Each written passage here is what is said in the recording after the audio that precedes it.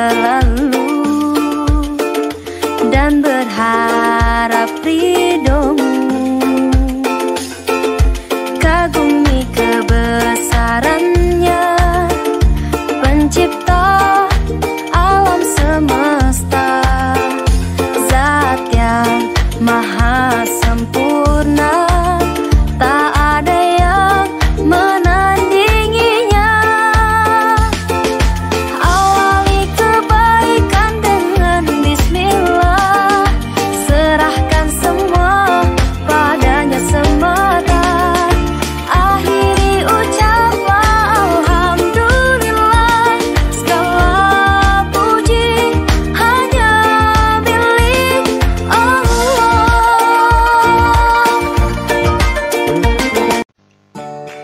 Assalamualaikum warahmatullahi wabarakatuh. Bagaimana kabar hari ini anak-anak? Bu Guru harap semuanya dalam keadaan sehat walafiat, bahagia dan bersemangat untuk mengikuti pembelajaran pada hari ini. Seperti yang sudah kalian ketahui bahwa untuk hari Senin jam ketiga, mata pelajaran yang akan kalian terima adalah mata pelajaran bimbingan dan konseling. Namun, sebelum kita mulai pembelajaran, akan Bu Guru perkenalkan diri Bu Guru terlebih dahulu. Nama Bu Guru adalah Jamilatun Munawaroh. Ibu akan mengampu sebagai guru bimbingan dan konseling dari kelas 8A sampai dengan kelas 8H dan kelas 9A sampai dengan kelas 9H. Nah, untuk materi kali ini, Bu Guru akan menyampaikan tips-tips atau cara belajar efektif di masa pandemi COVID-19. Seperti yang sudah kita ketahui, saat ini dunia sedang menghadapi virus berbahaya, yaitu virus corona atau bisa juga disebut COVID-19 yang penyebarannya sangat cepat. Dan bahkan untuk beberapa orang yang sudah lanjut usia, virus ini sangat-sangat berbahaya, bahkan sampai bisa menyebabkan kematian dari penderitanya. Nah, setelah pandemi COVID ini menyerang di berbagai belahan dunia, ada banyak hal atau kebiasaan yang harus kita lakukan.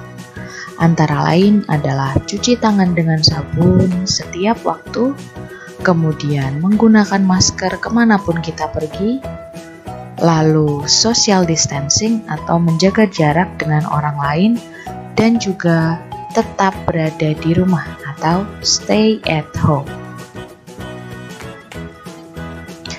Akibat dari adanya virus corona ini, banyak hal yang tidak beroperasi atau sementara tidak berfungsi dengan baik.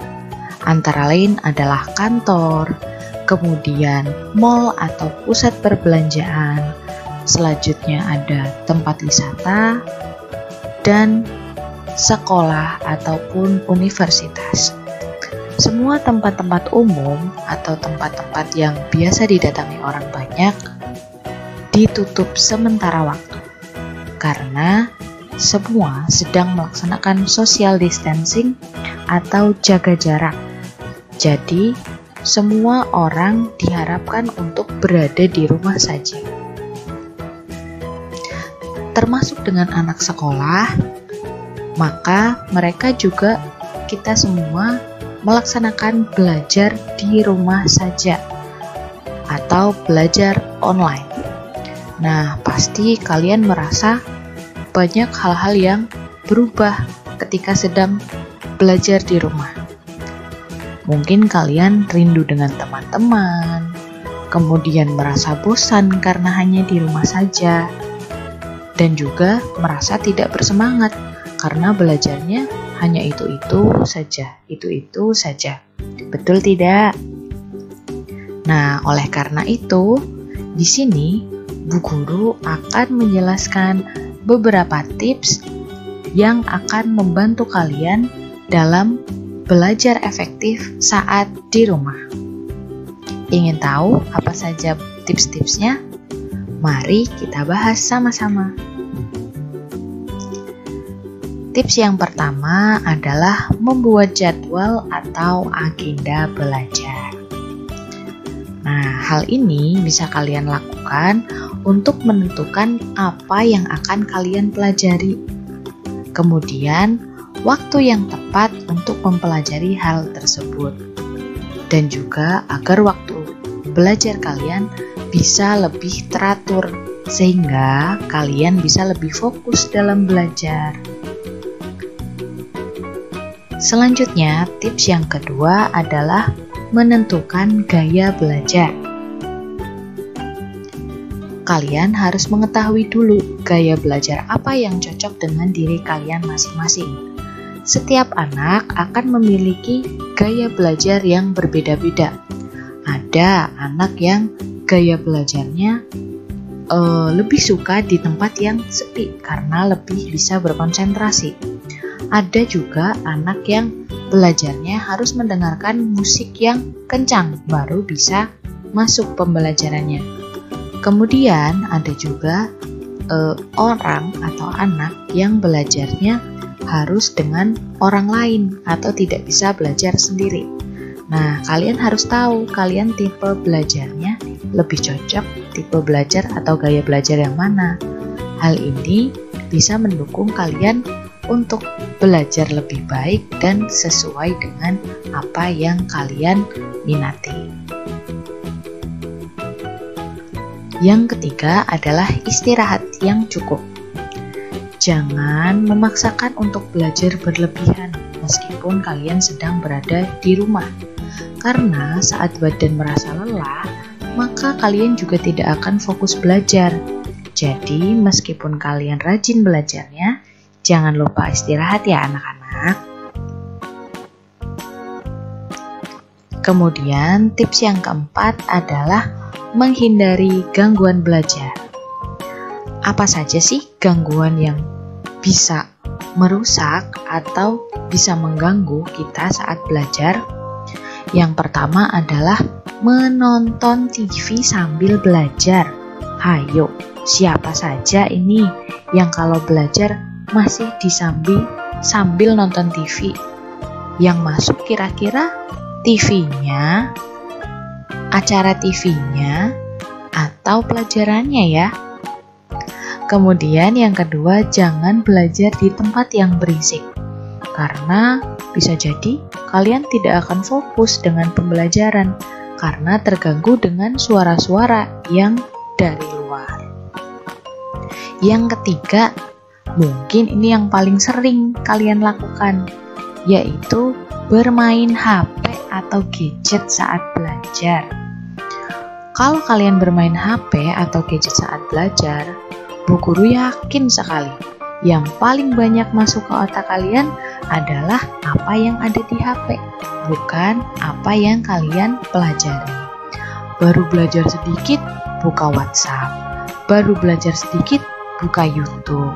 Baru belajar sedikit, sudah pengen buka Instagram ataupun game. Sudah ada yang ngajak mabar, ada yang WhatsApp, grupnya bunyi terus. Nah, kalau kalian ingin menghindari hal-hal itu, ketika belajar, usahakan HP-nya di silent dulu, atau kalau perlu dinonaktifkan, sehingga kalian tidak terganggu dengan notifikasi-notifikasi yang berbunyi dari HP kalian. Seperti itu ya anak-anak. Jadi ketika belajar harus benar-benar fokus, jangan disambi, jangan dilakukan dengan melakukan hal yang lain-lain. Kemudian tips yang kelima adalah cari suasana yang tepat dengan suasana belajar yang kalian inginkan. Contohnya seperti apa saja suasana yang tepat? Yang pertama adalah mencari tempat yang kalian rasa paling nyaman untuk belajar. Seperti yang sudah Bu Guru sebutkan tadi. Kalau misalnya kalian suka belajar di tempat yang sepi, maka cari tempat belajar yang tenang, misalnya di dalam kamar, kemudian pintunya ditutup agar tidak terganggu dengan orang-orang atau suara-suara yang dari luar. Selanjutnya, memutar musik.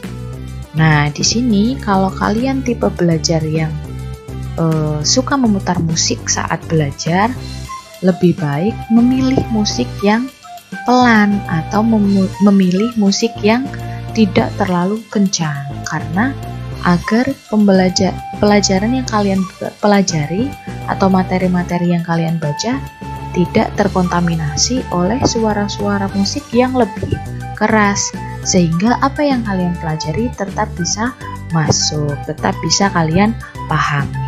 Seperti itu. Selanjutnya, bisa juga kalian menyediakan minuman atau cemilan kesukaan. Contohnya, ketika belajar kalian menyediakan teh hangat atau susu coklat hangat, atau mungkin kalau misalnya kalian suka untuk minum es teh, boleh juga menyediakan es teh atau es sirup. Tapi ingat, jangan banyak-banyak minum es. Apalagi di kondisi yang seperti ini, kita harus tetap menjaga kondisi tubuh agar selalu sehat.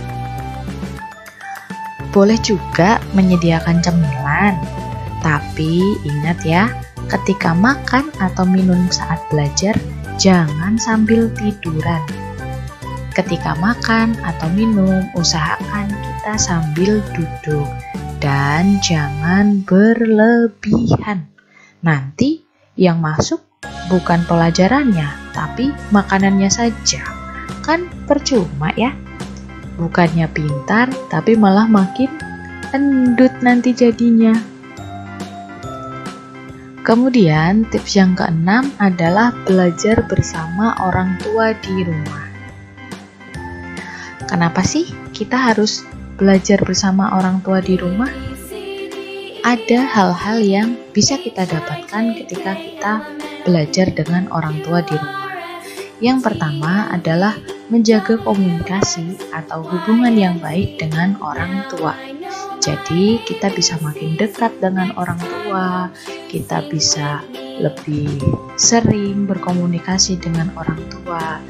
Hal itu bisa kita dapatkan ketika kalian belajar dengan orang tua. Kemudian ketika kalian mengalami kesulitan, itu bisa langsung tanya sama orang tua. Bapak, ini gimana ya caranya? Saya tidak paham. Atau tanya sama ibunya, Bu, ini gimana ya? Saya kurang paham sama materinya. Siapa tahu ayah atau ibu kalian bisa membantu kalian dalam memahami pembelajaran yang sudah kalian terima atau yang sedang kalian pelajari. Nah, itu dia tips-tips dari guru. Silahkan dicoba di rumah. Semoga itu semua bisa bermanfaat. Ingat ya anak-anak, selalu jaga kebersihan dan kesehatan dengan mencuci tangan dan menjaga pola hidup sehat.